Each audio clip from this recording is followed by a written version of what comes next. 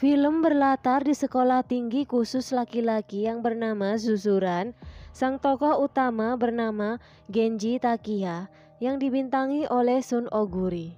Dia adalah siswa baru di Suzuran. Dia pergi ke atap sekolah dan mengganti tulisan Raja Sekolah Suzuran dengan nama dirinya. Yang semula Raja Sekolah Suzuran dikuasai oleh Tamao Serizawa. Di sisi lain, pihak sekolah yang tengah mengadakan acara penyambutan siswa baru tidak bisa berbuat apa-apa karena acara tersebut kacau berantakan dengan anarkisnya para murid yang saling berkelahi. Tetapi perkelahian itu terhenti dikarenakan sekolah Suzuran kedatangan gerombolan Yakuza yang sedang mencari keberadaan Tamao Serizawa. Bukannya Serizawa yang datang, tetapi malah Genji yang menghadang. Di sisi lain, Serizawa sedang main kejar-kejaran dengan Pak Pol dan mobil Pak Pol pun dibuatnya terguling. Serizawa yang tak pandai naik motor sampai di sekolah dengan menabrakkan diri di tiang gawang. Dan dia pun terkejut karena para Yakuza itu udah dibuat babak belur sama Genji. Gak sampai di situ, akhirnya Serizawa juga dijemput sama Pak Polisi bersama rombongannya. Itulah awal mula pertemuan Genji dengan Serizawa. Di kafe, pas lagi asik ngopi, Genji dihampiri temannya yang bernama Ruka. Dia mempertanyakan alasan kepindahan Genji ke Suzuran. Sesampainya di rumah, Genji menemui ayahnya. Dan ternyata ayahnya Genji adalah seorang bos Yakuza. Ayah Genji menantang Genji untuk menguasai Suzuran sebelum menggantikan dirinya. Dan Genji pun mengatakan ke ayahnya kalau dia akan berhasil bahkan melebihi ayahnya. Di atap sekolah, Serizawa dan kawan-kawannya sedang asik bermain domino. Dibuat terkejut dengan kedatangan Genji yang merusak permainan mereka. Ternyata salah satu teman Serizawa yang bernama Tokio Tatsukawa adalah teman SMP Genji.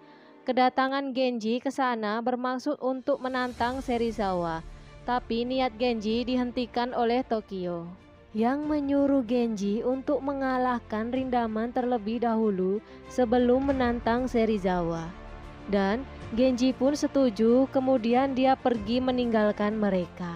Di saat yang bersamaan, Serizawa yang telah kesal karena permainannya diganggu oleh Genji, didatangi Mikami Brother yang menguasai kelas 1B untuk menantang Serizawa.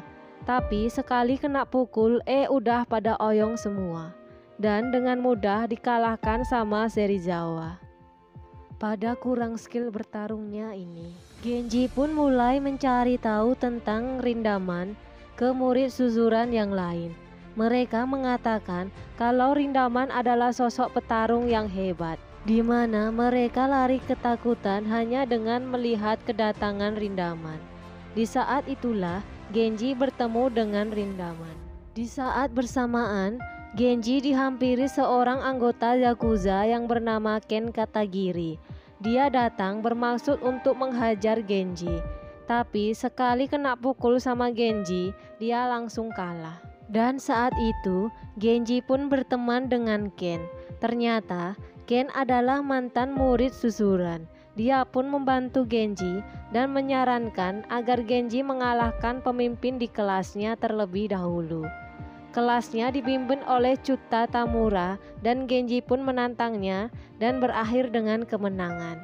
Secara otomatis Chuta dan anak buahnya bergabung dengan Genji. Setelah Chuta bergabung dengan Genji, dia mulai menjelaskan siapa saja yang menguasai Suzuran.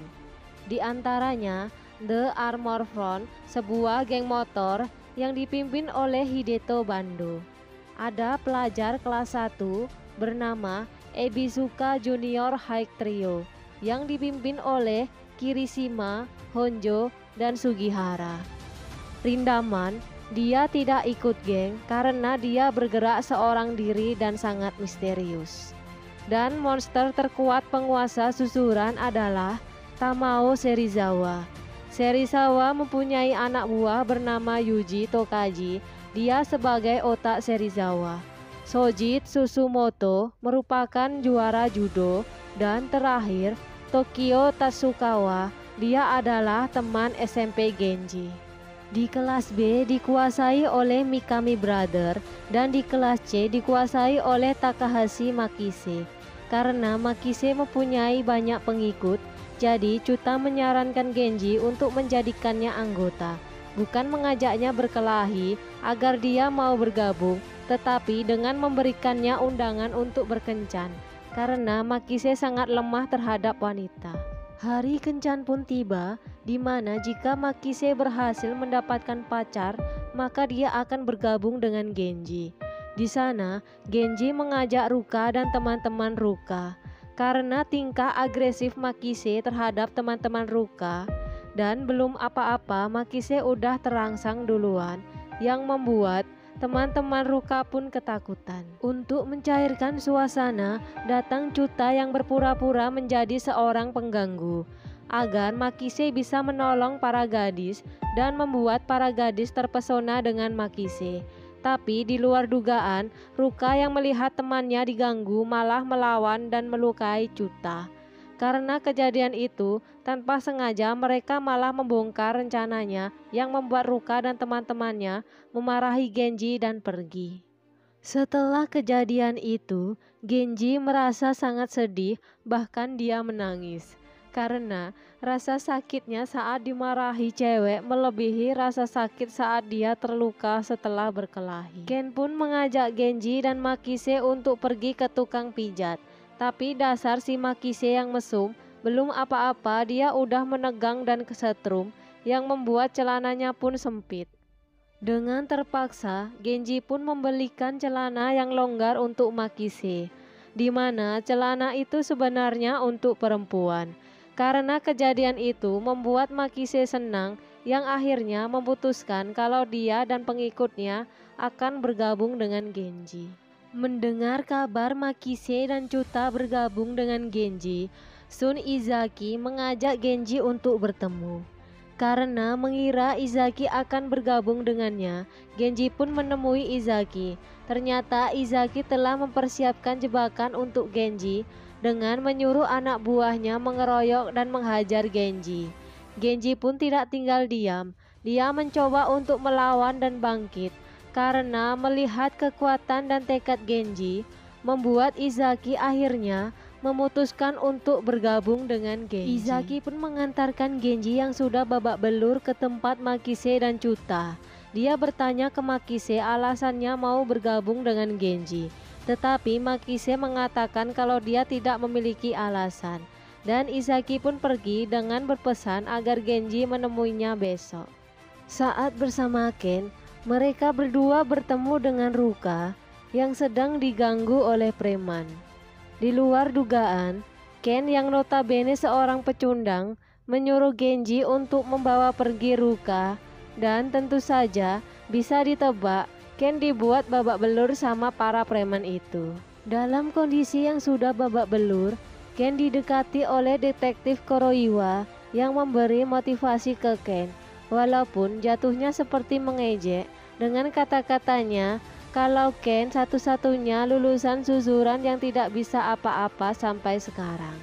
Dan menurutnya Ken bisa menjadi lebih baik. Dengan bertambah banyaknya anggota yang bergabung dengan Genji, mereka pun memberi nama geng mereka dengan nama Genji Perfect Seiha atau disingkat dengan nama GPS. Serizawa dan Tokio yang sedang berada di atap sekolah hanya bisa melihat. Berbeda dengan Tokaji, dia mempunyai rencana lain dengan menjebak Izaki dan menghajarnya hingga babak belur.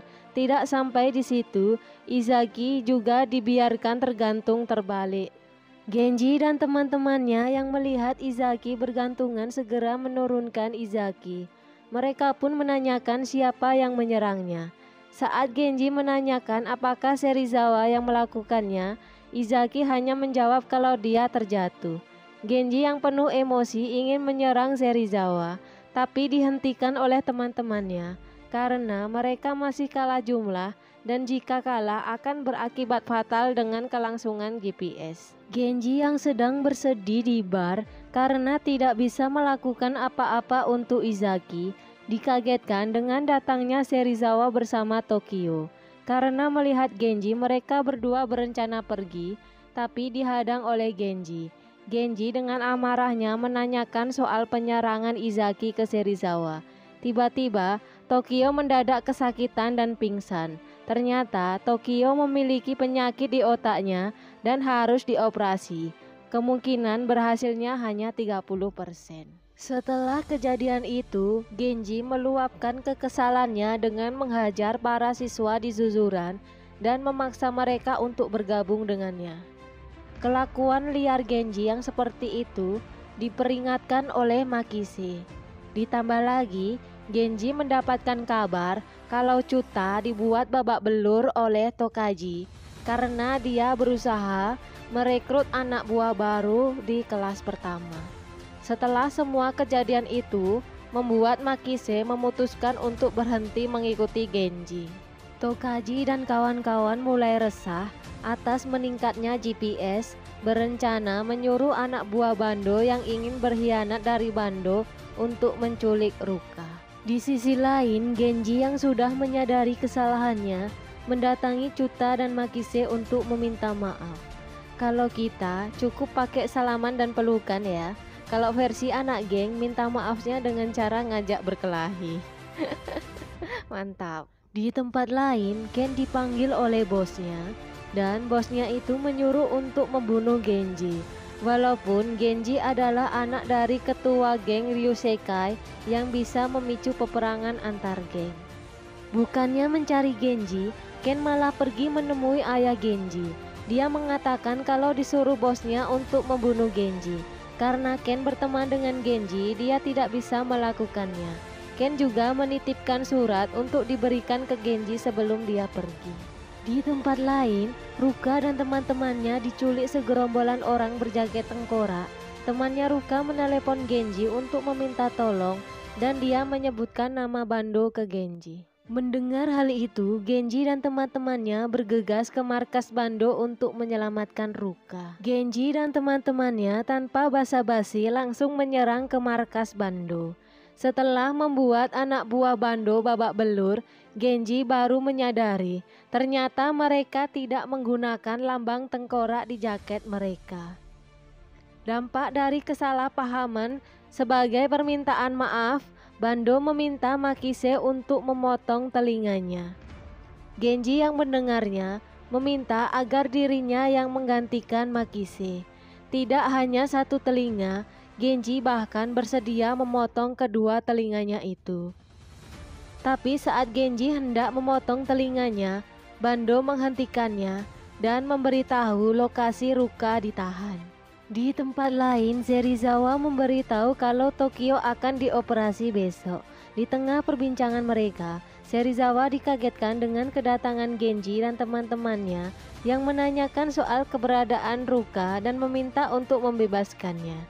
Serizawa yang tidak tahu apa-apa terkejut setelah tahu kalau Tokaji yang merencanakan semua itu dan akhirnya Ruka pun dibebaskan.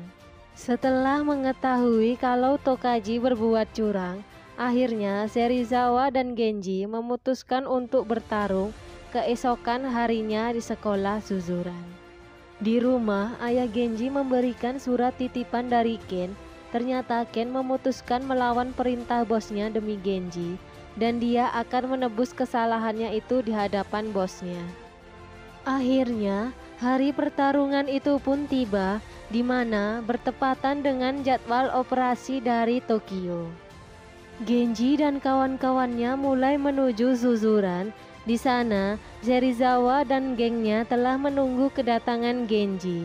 Serizawa mengajak melawan Genji bersama teman-temannya dan kemenangan mereka nanti akan dihadiahkan khusus untuk Tokio. Pertarungan mereka pun berlangsung dengan sengit walaupun tidak seimbang, di mana geng dari Genji kalah jumlah dari geng Serizawa. Awalnya, Genji dan kawan-kawan mulai terdesak dan Serizawa lebih unggul. Tapi mereka dikagetkan dengan kedatangan Bando and the Gang. mereka datang untuk mengalahkan Serizawa. Secara tidak langsung, Bando membantu Kenji dan kawan-kawannya. Setelah mendapatkan bantuan dari Bando, akhirnya pertarungan pun menyisakan duel antara Genji dengan Serizawa. Mereka melakukan pertarungan 1 lawan 1. Mereka bertarung dengan sengit sampai malam hari, yang diakhiri dengan tumbangnya Serizawa dan tersisa Genji yang masih kuat berdiri. Otomatis pertarungan dimenangkan oleh Genji. Di tempat lain, Ken yang tidak mampu membunuh Genji mendapatkan hukuman dari bosnya. Dia dibawa ke pinggir dermaga. Ken disuruh sama bosnya untuk memakai jas miliknya. Ken mengatakan ke bosnya kalau dia tidak pernah menyesal menjadi seorang Yakuza. Ken pun mendapat hukuman tembakan dari bosnya. Kemudian dia terjatuh ke laut. Saat tersadar, Ken berenang ke dermaga. Ternyata jas yang dipinjamkan oleh bosnya itu adalah jas anti peluru yang membuat Ken tetap hidup. Serizawa yang telah kalah dari Genji mendapatkan kabar dari pihak rumah sakit kalau Tokyo berhasil dalam operasi dan dia selamat. Serizawa dan Tokyo yang sudah keluar dari rumah sakit mendatangi Genji. Di saat bersamaan, Genji bertemu dengan Rindaman. Genji mengatakan ke Rindaman kalau dia akan mengalahkannya dan akan menaklukkan Suzuran. Genji pun berlari menghampiri Rindaman dan film pun selesai. Itulah seluruh alur cerita film yang berjudul Cross Zero. Walaupun film ini tergolong film lama dan banyak mengandung spoiler, tapi ceritanya begitu seru dan menarik untuk kita tonton. Dan untuk kalian yang suka dengan alur film kali ini, jangan lupa untuk selalu dukung channel ini dengan cara like, komen, dan subscribe. Serta jangan lupa untuk tekan tombol loncengnya agar kalian tidak ketinggalan dengan film-film seru dari kami selanjutnya. Terima kasih.